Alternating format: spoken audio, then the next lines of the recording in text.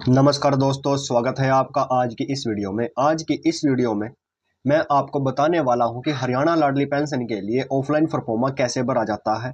अगर आप भी लाडली पेंशन के लिए आवेदन करना चाहते हैं और आपको ऑफलाइन फॉर्म भरने में परेशानी आ रही है तो इस वीडियो को पूरा जरूर देखें। आज मैं आपको परफॉर्मे का एक एक कॉलम भर के दिखाऊंगा ताकि आप इसे आसानी से समझ सकें। और दोस्तों, लाडली पेंशन की ऑनलाइन प्रक्रिया भी मैं आपको अपनी अगली आने वाली वीडियो में दिखाऊंगा, इसलिए चैनल को सब्सक्राइब जरूर कर लें।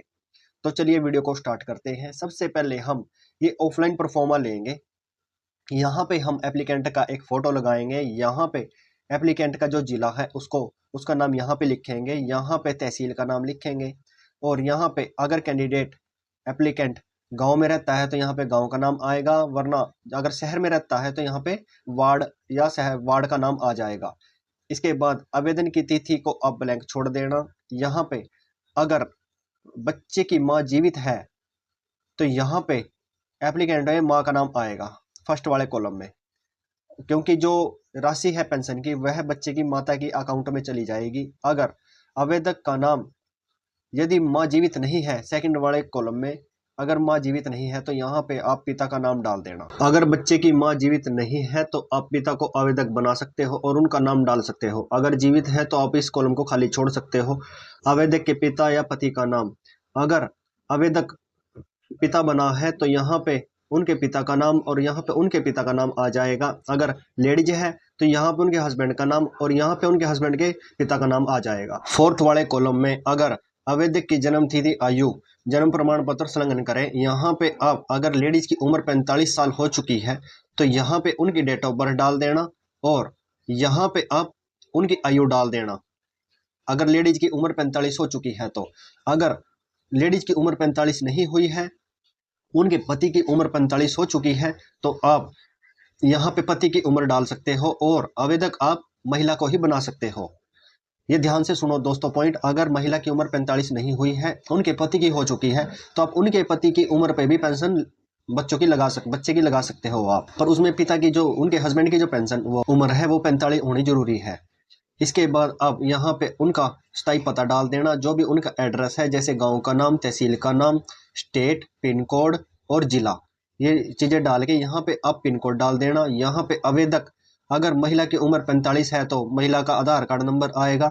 अगर उनके पति के ऊपर आप पेंशन लगा रहे हो, उनकी उम्र के ऊपर, जैसे पति की उम्र 45 है तो भी आप यहाँ पे महिला का ही आधार कार्ड डालोगे। और यहाँ पे जो 7 पॉइंट है, यहाँ पे हम बैंक का नाम लिख देंगे। जैसे एसबीआई बैंक है तो आप यहाँ पे लिख देना एसबीआई।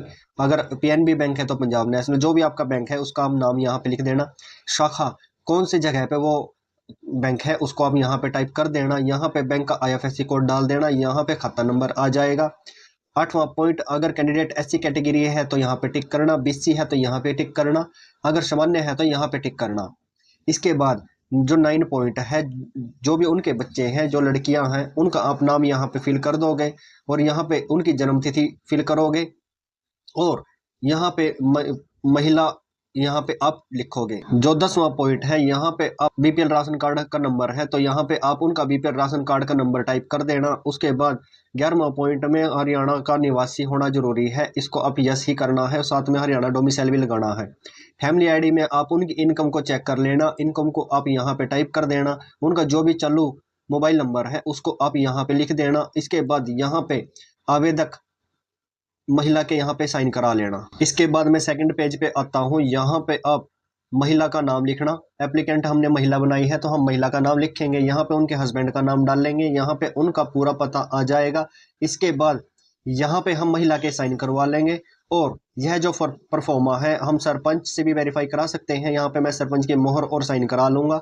लंबड़दार से भी करवा सकते हैं। अगर आप शहर से हैं तो आप या वार्ड या पार्षद से भी करवा सकते हैं, या फिर राजपत्र अधिकारी से भी आप इसको वेरीफाई करवा सकते हैं। यहाँ पे उनकी स्टाम्प और साइन हो जाएंगे। इसके बाद हम थोड़ा नीचे आएंगे, यहाँ पे हम डेट डाल देंगे, जिस भी डेट में हमने ये फॉर्म फिल किया है। इसके बाद यहाँ पे इस कॉलम को आप खाली छोड़ देना।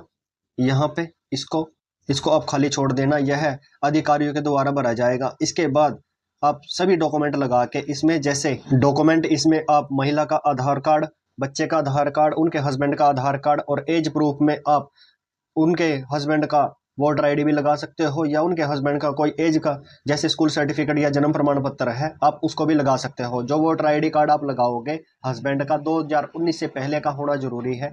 अगर महिला की उम्र वोटर आईडी में 45 प्लस है तो आप महिला का भी वोटर आईडी लगा सकते हो। अगर महिला की उम्र अदर किसी डॉक्यूमेंट में 45 है वो भी आप लगा सकते हो। मेरा कहने का मतलब ये है, अगर महिला या पुरुष की किसी भी डॉक्यूमेंट में 45 साल उम्र है तो आप उनको लगा सकते हो।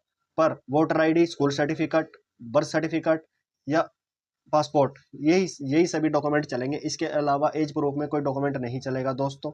इसके बाद एक एफिडेविट बनवा लेना आप तहसील से। एफिडेविट में आपको लिखना है जैसे कैंडिडेट का नाम, हम भविष्य में कोई बच्चा पैदा नहीं करेंगे, हम लाडली पेंशन के लिए अप्लाई करना चाहते हैं, ऐसे करके आप तहसील में बोल देना, वो एक एफिडेविट बना के दे देंगे। और इसके बाद वो एक एफिडेविट यहाँ पे लगेगा, उस सभी के आधार कार्ड लगेंगे, फैमिली आईडी लगेगी, और महिला या पुरुष दोनों में से किसी का एक हरियाणा डोमिसाइल बनवा लेना।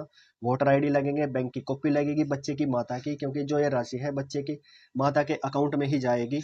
और ये परफॉर्मा फिल करके, ये साइन करा के ये भी इसमें अपलोड होगा। और बाकी डॉक्यूमेंट में जब मैं ऑनलाइन करूंगा मैं तब आपको बता दूंगा। अगर आपको वीडियो पसंद आया है तो वीडियो को लाइक और सब्सक्राइब जरूर कीजिए। धन्यवाद।